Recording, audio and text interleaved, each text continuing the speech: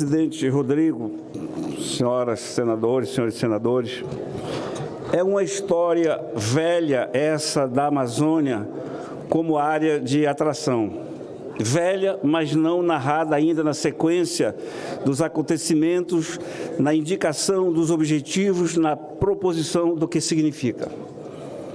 Servimos ao Brasil que ainda não tomou consciência de que precisa abandonar a postura contemplativa em que se mantém para ingressar em um novo comportamento. E esse, marcado pela execução de uma política limpa, sem subalternidades de qualquer espécie, que torne a Amazônia um espaço útil, integrado não apenas nas linhas físicas do nosso patrimônio, mas principalmente na obra de maturidade material e espiritual que nos esforçamos em realizar com êxito. São resistências quase naturais que nos têm salvos de uma perda territorial, assim como a conveniência de adotarmos medidas pragmáticas, sensatas, libertas de romantismo, para evitar que um dia tenhamos de acordar com a tremenda realidade daquela perda. O apetite talvez seja melhor a ele se referir assim, que a Amazônia tem despertado, está aguçado nos dias que correm. Há por aí afora um desespero de multidões que clamam com fome e pedem, exigem terras por ocupar e onde realizar a conquista de uma felicidade que não estão encontrando no mundo acanhado a quem tenham que viver. Na Amazônia, e aí que está o perigo, o espaço físico imenso apresenta-se praticamente aberto aos mais decididos, aos mais ousados. O chamado imperialismo das nações fortes não é uma página de lirismo. Existe e não encerrou seu ciclo de vitalidade. Não pode nem deve ser desmerecido. Vamos insistir, queremos apresentar à consciência nacional o grave problema que é a Amazônia, mostrando a cobiça que anda à sua volta e está pedindo, impondo o mesmo nosso despertar.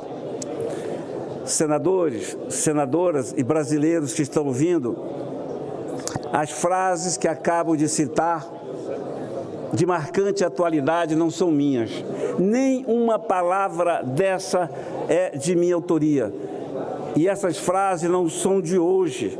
Elas foram escritas em 1957, há 66 anos atrás, portanto, de um intelectual amazônico que foi governador do Amazonas, o professor Arthur César Ferreira Reis, que mais tarde seria governador do meu estado e que escreveu o livro A Amazônia e a Cobiça Internacional em 1957.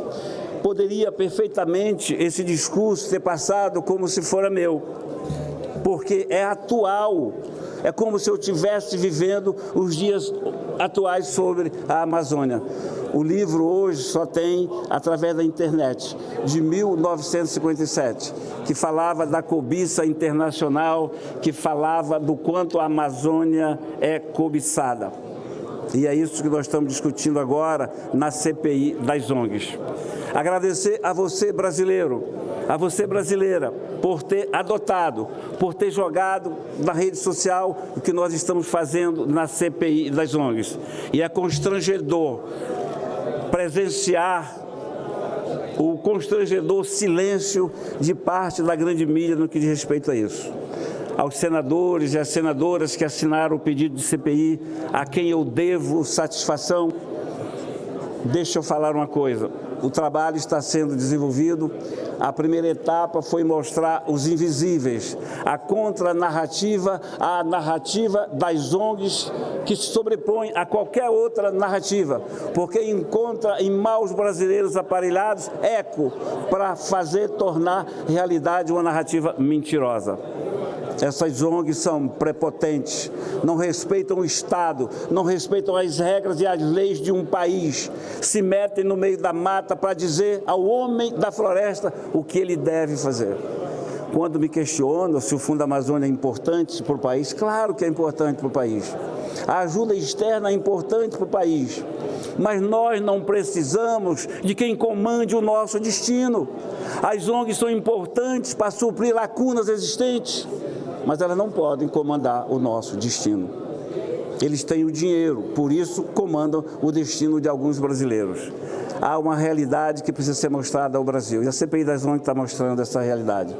Pessoas espertas, remuneradas, porque a ONG não são altruístas, as ONGs não são compostas de voluntários, mas de pessoas bem remuneradas, que aparelharam o Estado, que vivem de forma nababesca à custa do nome, do termo Amazônia.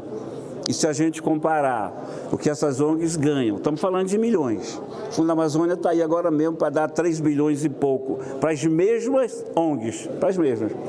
E nós queremos dar transparência. Então, senadoras, senadores, no final da CPI, nós vamos apresentar vários projetos de leis, alguns projetos de resolução, outros projetos de lei complementares, para tornar, e o senador Nelsinho, nosso componente da CPI, sabe disso, para tornar, senador Arles, para tornar transparente essa transação, que pode ser perfeitamente legal, alvissareira e bem recebida, mas tem que ser transparente. Quem é você? Já recebeu o dinheiro? De quem? Por quê? E o que fez com esse dinheiro? Ponto. Ponto. As boas ONGs sequer são citadas. Nós estamos citando mais ONGs, nós estamos falando do Instituto Socioambiental, da Fundação Amazônia Sustentável, da WWF, nós estamos falando do CIMI, nós estamos falando dessa gente. E a gente precisa, sim, como os caciques de várias etnias já mostraram ao Brasil qual é a realidade dos invisíveis, agora a gente vai começar a mostrar como é que essas ONGs enriquecem, de que forma enriquece, por que enriquece, e onde vive e como vive de forma nababesca à custa do sofrimento do povo da Amazônia. A Amazônia é tão injustiçada que o Unicef constata no seu último relatório e diz assim, Nelsinho, a Amazônia é o pior lugar do planeta para uma criança viver. Está escrito no relatório do Unicef. Uma região rica e a gente não precisa passar por isso. O indígena precisa de água potável, de saúde, educação, de transporte, não precisa só de terra.